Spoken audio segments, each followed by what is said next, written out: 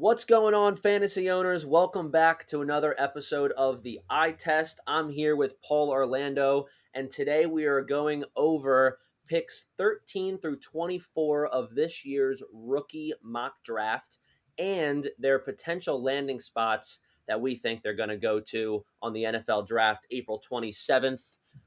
We're going to be going over some very crazy sleeper picks here, very questionable picks too, certainly a bunch of hot takes. So this one is going to be a lot spicier than picks 1 through 12 that we did yesterday. Go ahead and check out that video. That way you can watch it in order. But first, guys, thanks again for watching. Go ahead and like this video, subscribe to our channel, and support us during this journey. And go ahead and comment who you think the biggest sleeper in the second round of your rookie mock draft will be. Paul, are you ready to go? Ready as I'll ever be. All right, let's do it. We're going to start out with pick 13 here. So this is going to be pick 2.01 in your rookie mock draft. And I have the fifth quarterback getting drafted at the 2.01, and that is Hendon Hooker.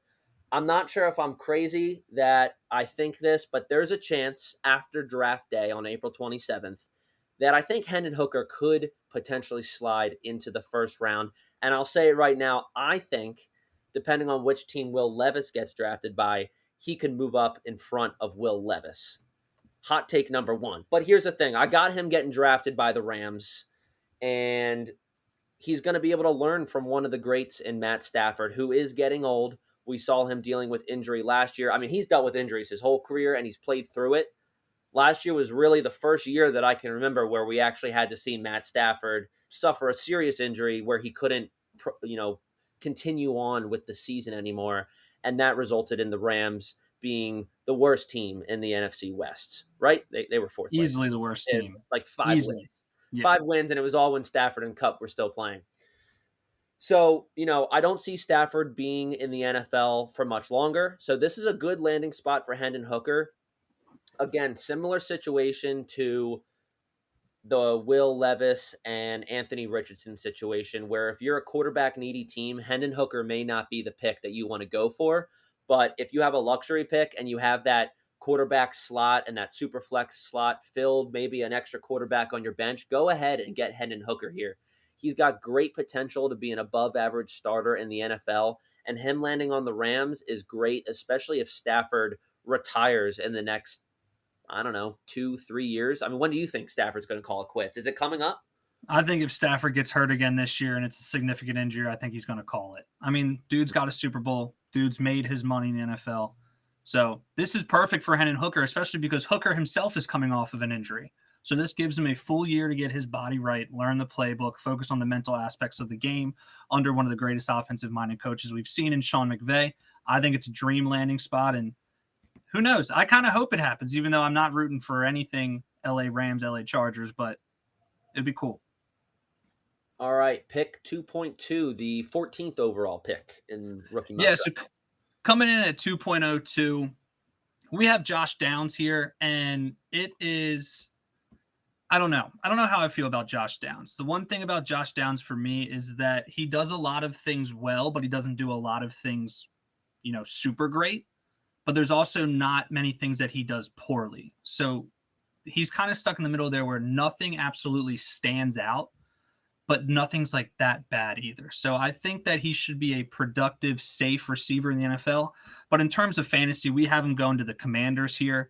And if he does go to the Commanders, there is going to certainly be a lot of mouths to feed in that offense, which currently would run out Sam Howell as their QB1, which I know some people are high on Sam Howell. I'm rooting for the guy. Just kidding. I hate everything DC. But if Sam Howell does play, well, Downs could have a little bit of this, a little bit of that in that offense. But right now, I'm probably avoiding him unless he falls to me majorly. Yeah, I think, he's higher on a lot of other people's mock drafts than ours, but we're focused on the eye test here and not just crazy stats all the time. And what I see from Josh Downs is he's coming out of a smaller school in a smaller conference. That's red flag number one. I'm not a big fan of those types of receivers. especially if they land on a team where there's already some established receivers on it. So he would be immediately falling into that wide receiver 3 role and being competing for against Jahan Dotson, really, because Scary Terry's not going to be affected by that move at all. Where I can see Josh Downs' ADP sliding up in people's draft depending on the team that he gets drafted by on April 27th or 28th. It needs to be like a small market team where there's not that many established receivers. If Josh Downs gets drafted by the Texans and so does Bryce Young, I'm up on Josh Downs immediately. You have to be. Yeah, You you have have to to be. be. But with the Commanders and that many receivers in that receiving room, it just won't look that good for Josh Downs. So keep an eye on what team Josh Downs gets drafted by and then make your decision from there. All right, let's move on to the 2.03. We got Devin Akane getting drafted by the Dolphins here. And I mean, he would fit in great with the Dolphins considering his explosiveness and speed that he has. He would fit right in with that offensive running playbook that they really go for. I mean, they got Tyreek Hill, one, they love speed. They got Waddle, and now they would have Akane. Doesn't really have any crazy competition to go up against with Jeff Wilson and Raheem Mostert. They both tend to get injured. Raheem Mostert actually made a pretty long run last season without injury, and he had a pretty average year too. So if Akane has to be part of a committee in the Dolphins, that's fine.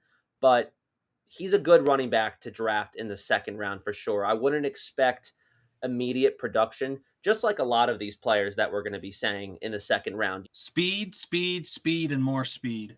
Yep, Speed kills in all sports, and football is no different. I love it. All right, let's move on to 2.4.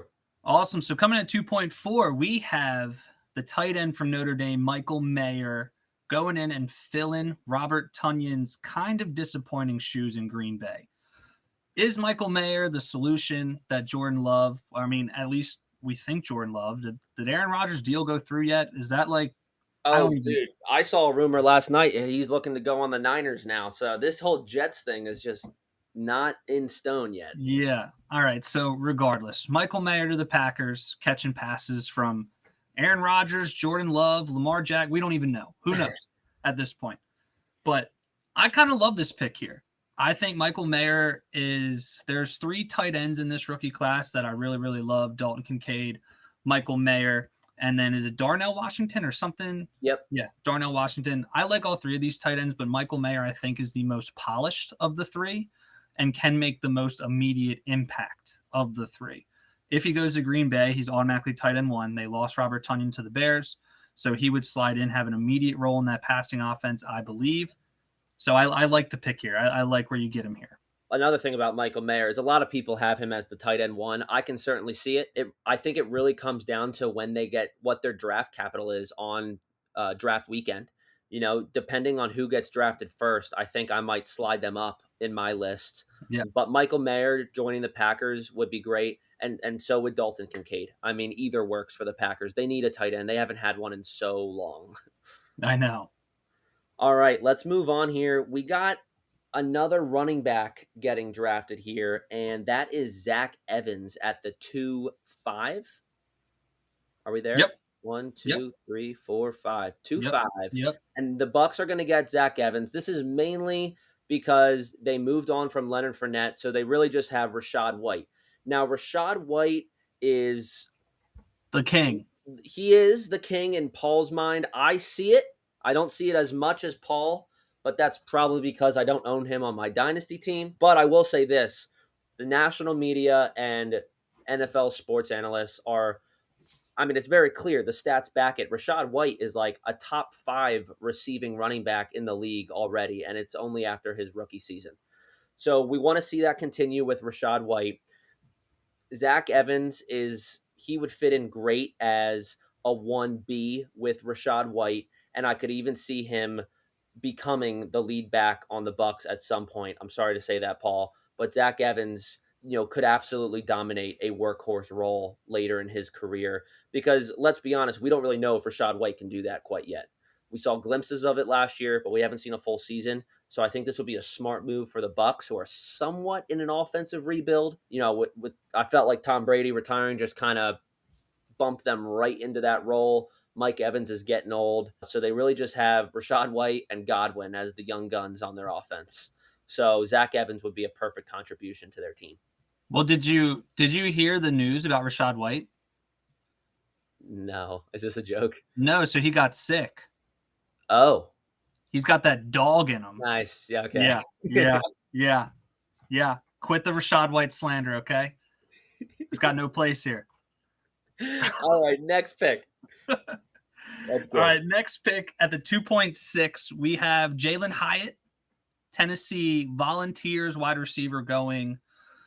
I mean, can you ask for a better place? We got him going to the Kansas City Chiefs here. Amazing. I mean, God, it's going to be, you want to talk about an absolute light show. We have him going in the late first round of the Chiefs, probably to end out the first round. I don't think he's going to immediately come in and be wide receiver one. I don't know if that's the case. I know Kansas City has Sky Moore, who see how he develops. Mm-hmm. Travis Kelce, obviously. But other than that, and Kadarius Toney. The Chiefs share the ball. Like, they hit everybody. Everybody's involved in that offense, but it's kind of hard for me not to grab a Kansas City Chief wide receiver here in the second round, especially as a first-round pick if he falls to me. So I like the pick here. I like getting Jalen Hyatt. Why not? I mean, they don't really have, now that Juju's gone, they don't have an established wide receiver one yet. So take that risk. This isn't like the Sky Moore pick last year where he was drafted like early to mid first round before Chris Olave and Garrett Wilson, at least in my draft. That was a risky pick, because he was going on a team with stacked weapons. I think the reasoning for it was because Tyreek Hill just left. But the Chiefs are in search for a wide receiver one. And there is a chance Jalen Hyatt could take over that role. Maybe not right away, but sometime in the middle, late of the season, when everyone's getting banged up. We got a young buck in Jalen Hyatt who can stay healthy and be put in a position to succeed right away. Is it Jalen? It's not Jalen? Jalen? It's probably Jalen. Okay. But yeah, the only thing that scares me about the Chiefs is they get everybody involved. That's the only thing. But where you're getting him, definitely fired up. For sure. And it's not like, it's a rookie running back going on the Chiefs, because that scares me much more than a wide receiver. Yeah, they share the ball a lot, but they're passing it a lot. So the chances of him being like a flyer maybe on your flex position year one as a rookie, that's kind of nice. Yeah. All right, let's move on here. We got Miles Sanders getting some help in Carolina, and that would be Tyjae Spears getting drafted to the Panthers. This is going to be your middle second round pick here. And I have him as my biggest sleeper in the whole entire rookie draft. I think people are completely downgrading him. And that's most likely because of the college that he went to. And one thing that I'd like to point out, although we don't do crazy stats, but this just absolutely stood out to me. His last year in college football, he averaged 7 yards per carry and had 21 total touchdowns. I love that. Yeah, it's a smaller school. Tulane. He went to Tulane. Yeah, Tulane. So, he was playing against pretty bad competition, but I just love to see that he was able to carry a team to success. So, Tyjae Spears getting drafted by a rebuilding Carolina Panthers. This also boosts Miles Sanders' stonks, in my opinion, because we don't really know if Sanders can be a workhorse running back, especially with the health issues that he's had in his career. So this will help the offensive running game, at least, for the Panthers in 2023. Yeah, I like Tyjae Spears, but again, like you said, going to Tulane, the competition he's going up against, we'll see how it stacks up in the NFL. But he's got the tools, man. He's fun to watch. All right, so coming in at 2.8, we have another running back going to the Bears this time to back up Khalil Herbert and possibly take his starting position in Israel Abanikanda? Yep. Sounds like a Harry Potter spell. Yes.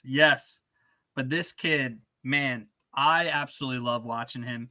Loved watching him at Pittsburgh. Did you know that he actually beat Tony Dorsett's single game rushing record? No way. Do you know what it was? 300, and it was more than 309 yards. It was like 330 something. Yeah, he's a dog, dude. Short and stocky, super fast. I love it. Yeah. So I think he comes in. Going to Chicago, helps out Khalil Herbert. They're going to be running the ball a lot, especially with Fields' legs. They're going to be using that run scheme option a lot.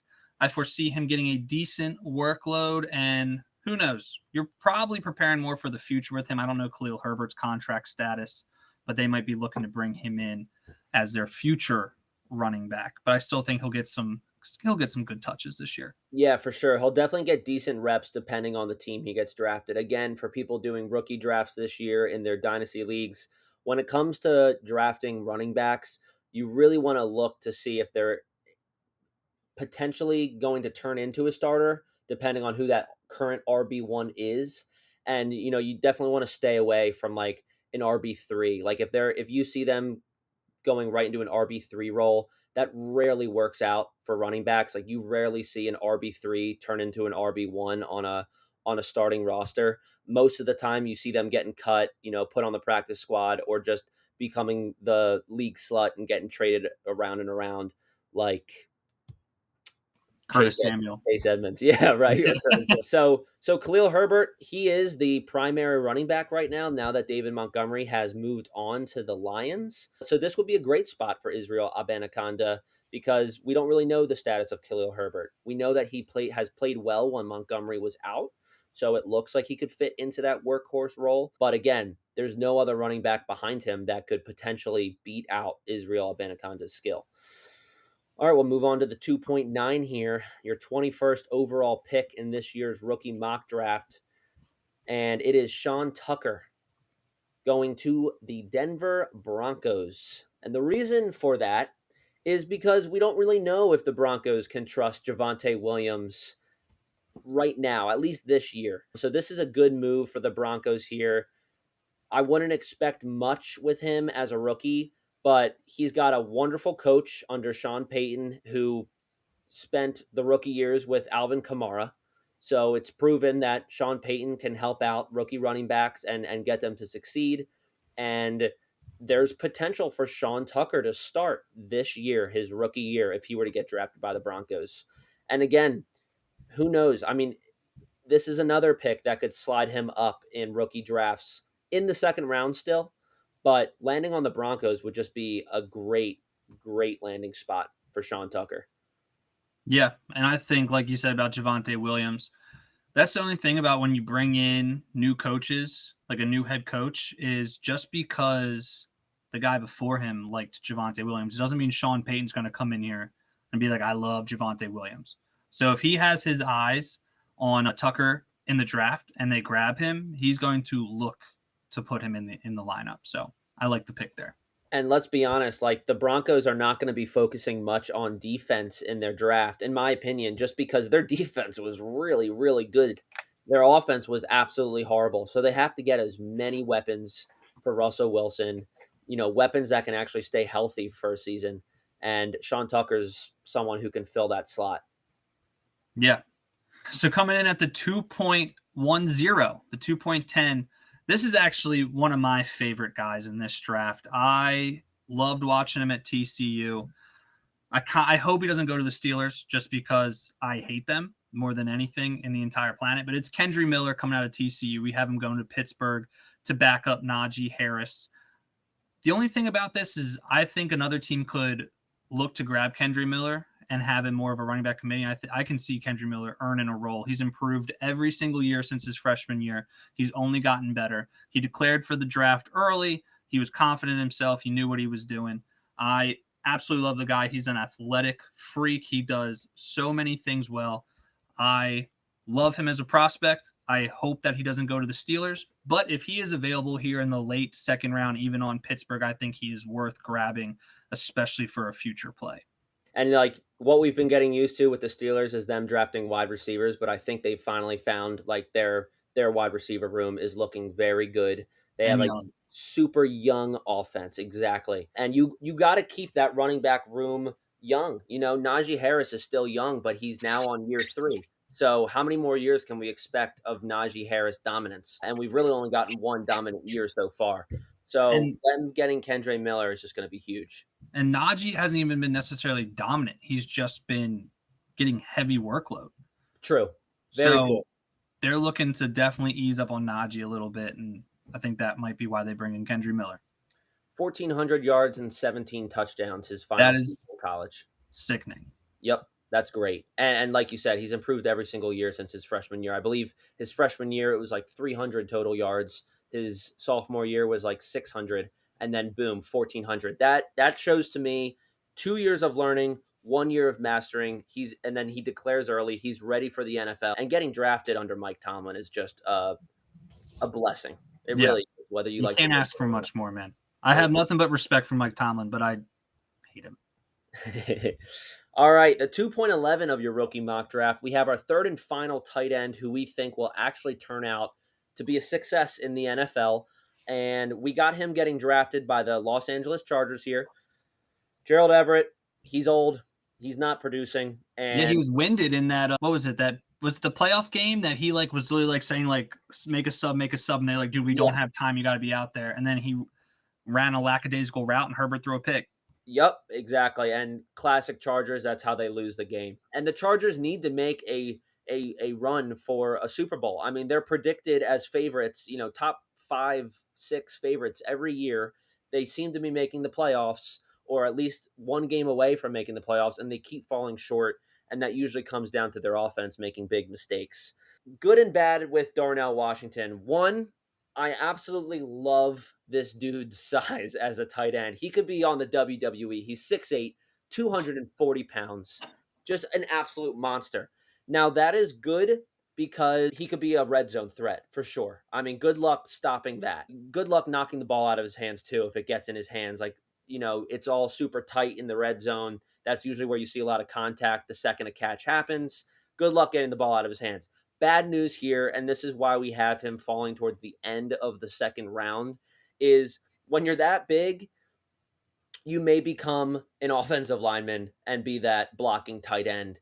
And really the only other blocking tight end that we've seen have success in the NFL is George Kittle. I mean, Mm-hmm. he does a lot of blocking plays, but he's been able to put up tons of production. And quite honestly, I think that's because of the team he's on and the 49ers. I think if he's on a lot of other teams, he would have, unfortunately, in his beginning years, just been used as a blocking tight end. And we may not know the George Kittle that we know now. So that is a red flag for me with Darnell Washington is his size also. It's a green flag and a red flag. So something I'm a little weary on. But again, if you have your tight ends pretty much figured out, say you are a Travis Kelce owner or a T-Hawk owner, it's not a bad idea looking into the future here with a no-risk second-round pick here, getting a tight end. And then I'll just throw this in as a little bonus. If he doesn't get drafted by the Chargers, I think the Bengals are going to draft him because they just moved on from Hayden Hurst, and you could always use more protection for Joe Burrow. Yeah. And I think the thing here about Darnell Washington is he's more athletic than people give him credit for. And so if he catches the ball in the middle of the field and gets a full head of steam, are you going to try and tackle him, John? Oh, dude, I couldn't tackle Jake Elliott. Give yourself some more credit, bud. All right. So rounding out our draft at the 2.12 here, we have, again, I really like this guy coming out of LSU. Keyshawn Boutte. We have him going here to the 49ers. And you know why? It's because he can kind of do it all. He's great after yards after the catch. He can even kind of run those reverses. He's pretty athletic. I don't know what his 40 time was, but I'm not too concerned. I think Kyle Shanahan gets another little gadget in his little Inspector Gadget belt here where they can kind of use him as a Debo. They can kind of use him in the run game. They can use him downfield. They can run the screens and all those smoke and mirror trick plays. I think rounding out the second round, if he falls to the 49ers, 100% worth taking a shot at here. For sure. It's a high-powered offense, and with their quarterback situation, you need all hands on deck to help out their quarterback because it's going to be Brock Purdy. I mean, it could be Lamar Jackson from recent news that we've been seeing. Yeah, who knows? It seems like every episode we have a new team that we think Lamar is going to land on. I know, dude. But it's like it keeps coming out. Your watch is going to be like CFL offers Lamar $300 million guaranteed to come play. And by the way, guys, if you haven't yet, go to our channel and watch Paul absolutely tearing apart Lamar Jackson and the shenanigans he's been pulling for the last 2 years. It's driving him crazy. And I'm sure if you're sitting down right now somewhere near Baltimore and you're a Baltimore Ravens fan, you're just as pissed as Paul So share that anger with him, like and subscribe that video. But don't forget to like and subscribe to this video and to this channel. Drop a comment which pick you think is going to be the best pick in the second round. Let us know who you are going after with this year's rookie mock draft 2023. I'm pumped, dude. We got 2 weeks until the NFL draft, which means 3 weeks until my first rookie draft. Oh yeah, you're right. 3 weeks till the NFL draft, which means 1 month until my rookie draft. I can't wait. It's way too early to draft rookies, but I don't care because it's dynasty, and if they tear their ACL in preseason, I got them forever, baby. Or I'll just trade them for third round picks like I always do. Exactly. Thanks again, guys, for watching. We will be back next week. I don't know what we're going to talk about. Maybe the NFL draft coming up. Maybe we'll do a mock. Who knows? But thanks for listening, and don't forget to like and subscribe. See ya. Bye.